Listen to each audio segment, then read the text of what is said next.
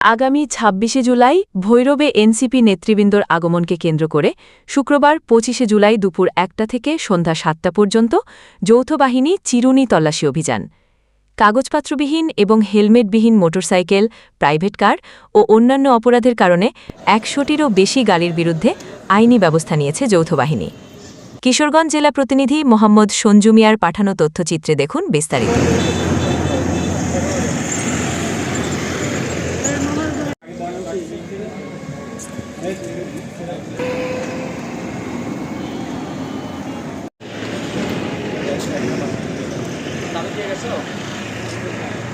আমরা আমি তো বাড়াই দিয়েছি, এটা তো খাই মেরে যা।